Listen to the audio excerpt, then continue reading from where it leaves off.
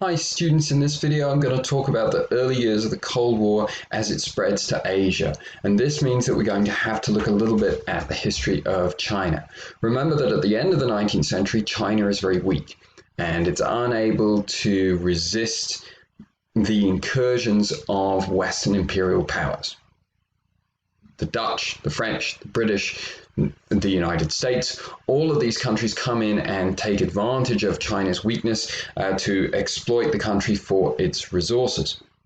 And so the Chinese, recognizing their weakness, begin to look outside China to strengthen themselves. And we start to see Chinese students being sent to study at European universities.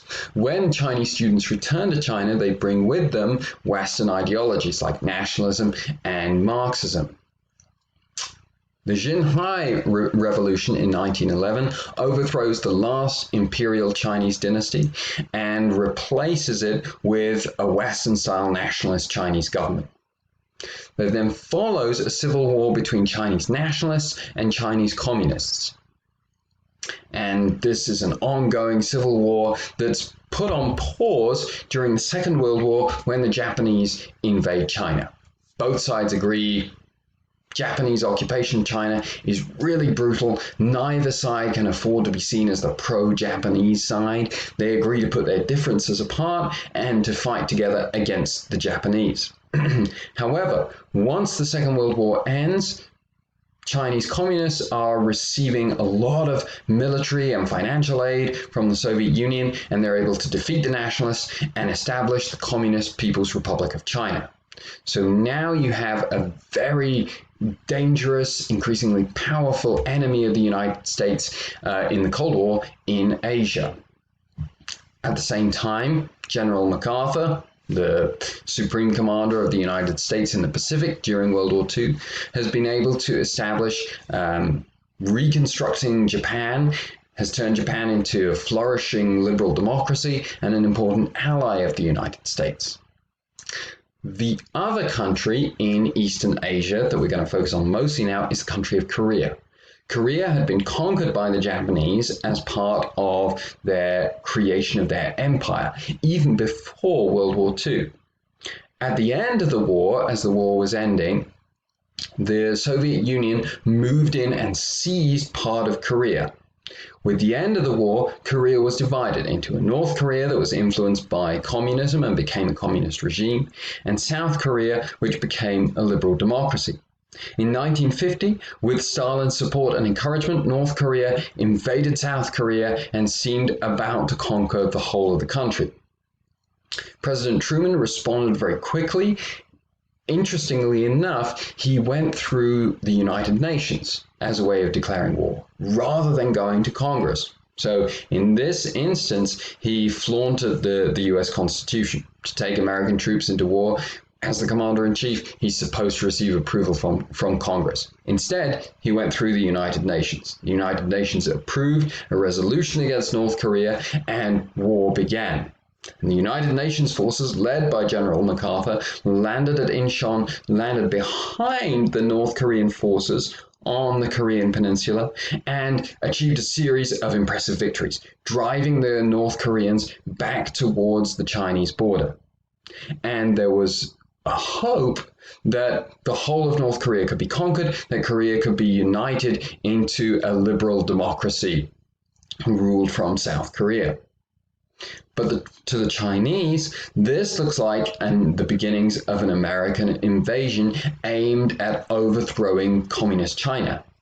Even if it wasn't, there was no way that they were going to allow an American ally to be so close to their borders. And so the Chinese enter the war.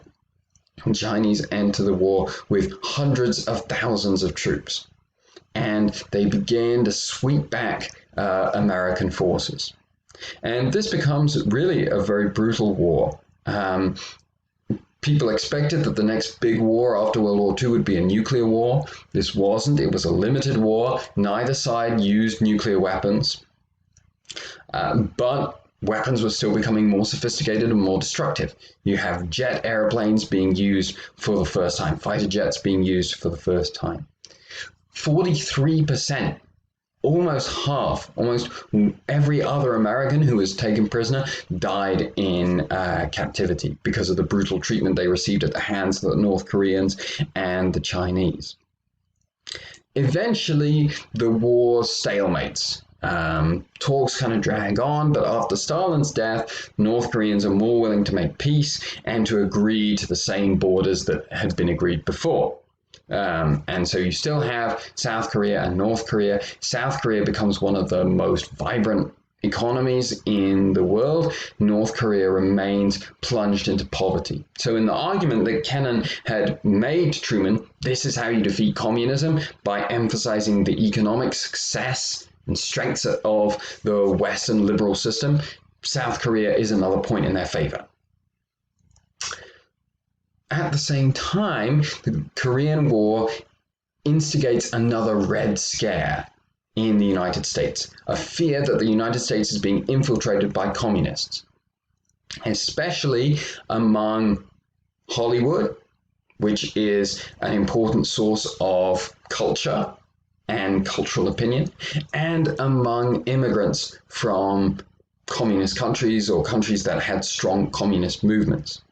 And so this leads to a series of investigations which uncover communist spies at high levels in the United States government or high levels in the United States military, those who had been able to steal nuclear secrets and send the knowledge of how to build atomic weapons to the Russians. So there was definitely cause for concern. Some of it over time becomes overblown. Accusations are made without evidence. This is very damaging to some people's careers and to some people's lives. But it shows you how afraid the United States was of communist infiltration within America. And you see the creation of new security agencies, National Security Council, NSC, National Security Agency, NSA, and the CIA. And so now you see a little bit of an internal conflict in the United States as to whether these organizations are necessary to protect the United States from malicious influences, or are they overreaching civil liberties by trying to hunt down and uncover what people think about communism and then put those people in jail or on trial or marginalize them. And it's the same debate that we see throughout American history as to how powerful the government needs to be, how powerful the government should be. Moving back to contests in the Cold War and now moving on to the Eisenhower administration, but continuing to focus on Asia. With Eisenhower and his Secretary of State Dulles, we see a new approach that says we can't just contain communism in the way that Truman has, fighting an aggressive but defensive battle around the world. We have to try and roll back communism. And we're going to do that through a mixture of covert operations and bombastic rhetoric that threatens a massive retaliatory strike for any communist attempted takeovers around the world.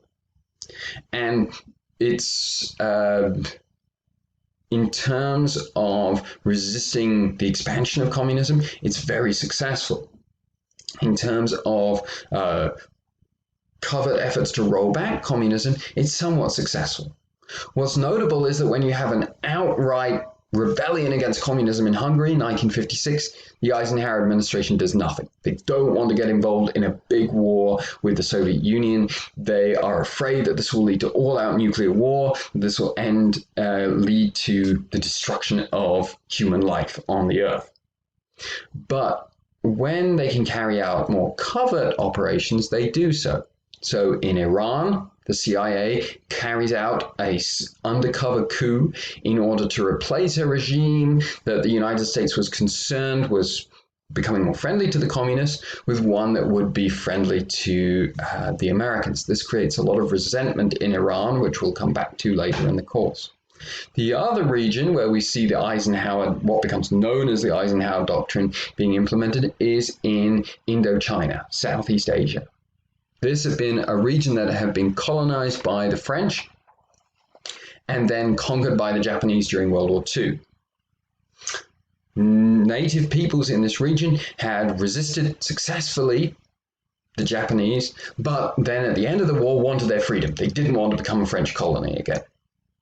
And the Americans and the West are worried that the man who's leading this independent movement in Vietnam, one of the countries in Southeast Asia, Ho Chi Minh, is a communist who promotes communist ideas. And so the United States provides a lot of financial support, up to 80%, for the French to try and retake their old colonies. And the French are unsuccessful. They are catastrophically defeated at the Battle of Dien Bien Phu in 1954. This leads to the Geneva Accords. Two other countries in Southeast Asia, Laos and Cambodia, are given their freedom, and Vietnam is divided north and south again, just like Korea. And just like Korea, the northern part is dominated by a communist rule led by Ho Chi Minh, and the southern part is led by a president named Thiem, who's an ally of the United States, who's supposed to be creating a liberal democracy in South Vietnam. And the United States will provide him with government advisors and financial support, again, in order to try and roll back the tide of communism.